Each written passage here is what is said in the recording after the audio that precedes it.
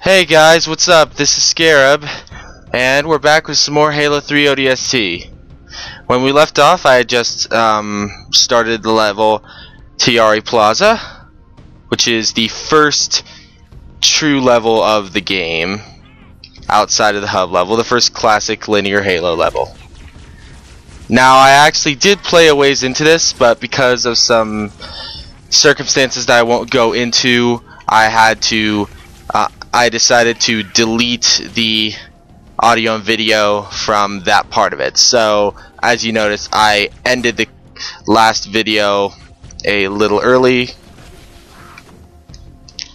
or actually quite early. I ended it right after the cutscene that starts this level. And one thing I'd like to mention that I mentioned in the deleted audio was that Nathan Fillion should definitely be in more stuff. He plays Buck in this game, and I really like him. He's in Castle, which I haven't watched much of, but the little bit I have watched, I didn't think was bad. Little hint: don't use your visor on any. Don't use your visor on any of the flashback levels, really, because all the except for the last flashback level, which is Kikawani Station, I believe. Use your visor there all you want, because that's a nighttime level like Mombasa Streets. But don't use it on any of these levels. These all take place during the daytime, and the visor is useless during the daytime because it's super bright.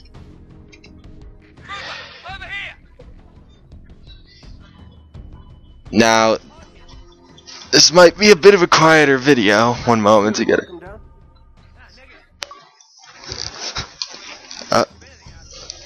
Sorry about that, just had some issues. Yeah, that guy's talking. Sorry, I had to mute my laptop. But, so, this level is interesting in a lot of ways. Also, buildings are, since a lot of them are destroyed, a lot of buildings are still pretty dark, so visor still is kind of good inside of buildings, but outside of them, you just on most of these flashback levels, you just want to avoid using the visor, because, like I said, it makes everything way too bright, and the red outlining is barely visible in the incredibly bright lights.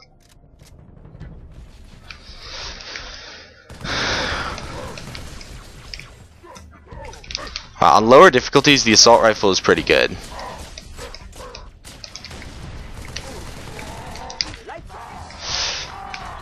It's not so good on the higher difficulties, but on lower difficulties it rips through brute shields pretty fast. And then you just melee. Very similar to the way it worked in Halo 3 multiplayer. And campaign, I guess, as well.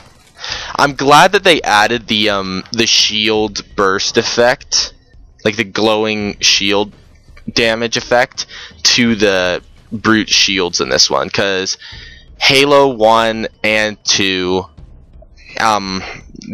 when you meleeed Halo 1, 2, and 3, when you not meleeed, if you damaged a Spartan or an elite shield, it would glow bright red. It would glow a bright color. For elites it was blue, for Spartans it was gold. Hey, our school colors. But then the thing is, in Halo 3, the brutes had shields very similar to the elites, like that worked on the same principle. So you could still overload them with an overcharged plasma pistol shot, but it didn't really. They didn't have any the cool glowy effects. In this one, they added in the cool glowy effects, and which really helps let you know that you're gonna pop a brute shield, because you can still tell like that it's getting near destroyed, because when it's getting near destroyed in this one, in Halo 3 or in this one, it starts to kind of spark around the edges a little, like it's damaged, but it doesn't glow when you hit it. It doesn't glow really bright blue when you hit it in Halo 3. In this one it does, and it really helps, I feel. I like it because, you know, it lets you know. I mean, you can still, in Halo 3, you can still see the hit sparks. You can still see the sparks from the bullet hitting their armor in Halo 3, as well as, you know, the little effects on their armor, like it's sparking and malfunctioning that I just talked about. But there's a really good thing about the shields of elites and Spartans and stuff, that you can tell when you're hitting them. It's like a hit marker that's part of the canon of the game, instead of it being some random hit marker that's just kind of there, like in a Call of Duty game, for example, or Halo 4. But, you know, either way, instead of just being a random hit marker, like you have some sort of smart bullets that know if they've hit a target. Instead of that, it's just, I don't know why I hit that. Instead of that, it's just the enemies glow really brightly when you're hitting their shields, and you know that. And when they lose their shields, blood starts coming out of them, and it's pretty visible. Nah, never mind. I'll stick with the pistol. But the best thing about sorry there, I had to adjust something. Just What's wrong?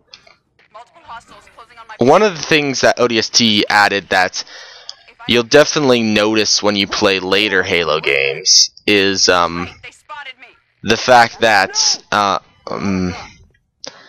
the player character speaks during gameplay. That wasn't in Reach, but well, okay. So in Halo 1, 2, and 3, Master Chief never talks during gameplay, but he talks as much as he wants during cutscenes. In ODST, the player's main character, which is the rookie, that guy almost killed me. The player's main character, which is the rookie, never talks at all. He doesn't say anything in cutscenes or in gameplay. But all the other characters talk freely, both in gameplay and in cutscenes. In Reach, your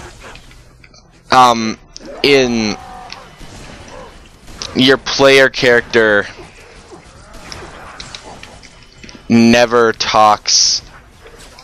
Your player character talks both in talks in cutscenes, but never in gameplay, like Noble 6 doesn't. But in firefight mode, they do talk, and it's with whoever's voice you want. But if you choose Noble 6, they still don't talk. And then in Halo 4, they just made the full leap to just having the player character talk during gameplay, which I personally really like. It adds a sense of, I mean, you'd think, oh, it gets rid of a little bit of immersion when you make a character talk. I mean, in some ways it does, because then you're separating the player and the character's identity and the player's identity and the character's identity. You're kind of trying to make the gap between those two bigger. Die, hunters. But on the same note, you're still I should probably keep the pistol, actually, at least for now. But the thing is, I feel like it gives a stronger sense that you are that character and not that character.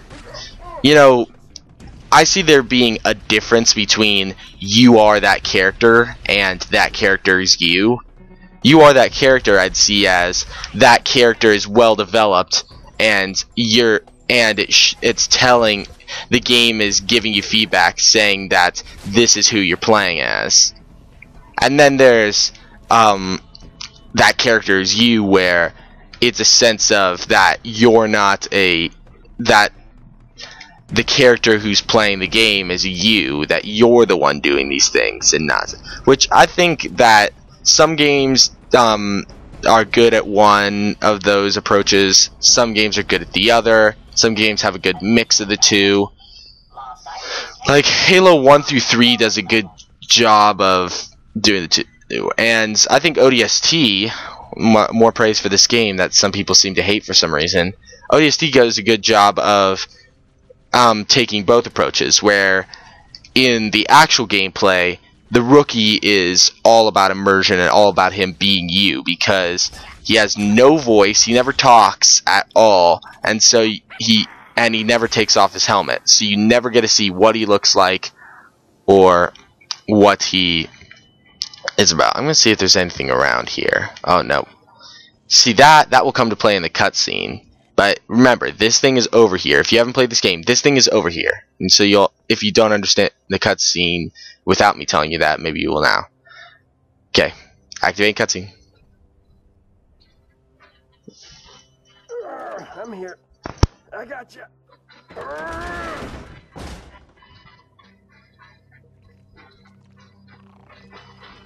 Oh, nuts. Whoa, whoa. Whoa!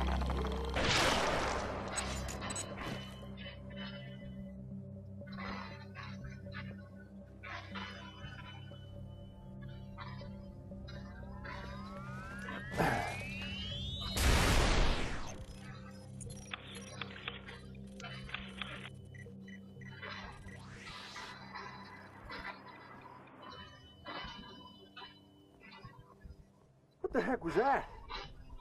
You ever seen one before? Hey, Romeo, you got your ears on? Oh, I get it. Permission to speak, smartass. No, I don't know what it was, but it was gonna grease your ass good. Just like it did the captain. Yeah, maybe. You guys a Nicky, Dutch? Negative. The rookie. We need to get above this crap. Link with the B-net. One of our drones must have seen where they hit. So we're popping smoke in the lady's mission? She ever tell you what she wanted? No. Never. Doesn't matter. All I care about now is getting my men out of this city. Even me.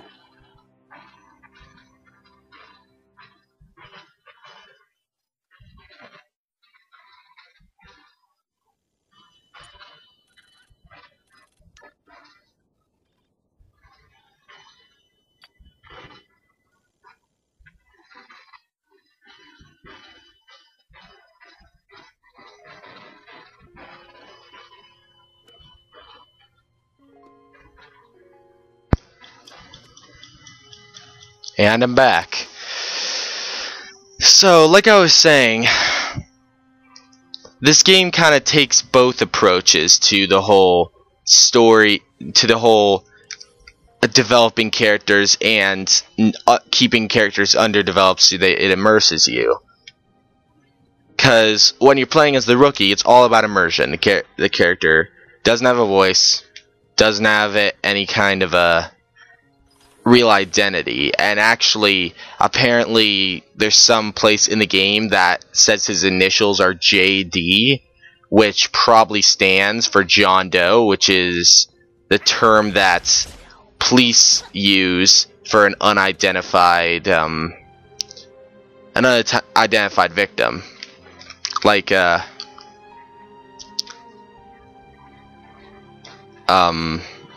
you know, and they use Jane Doe for identified victims. I'm gonna take this assault rifle now.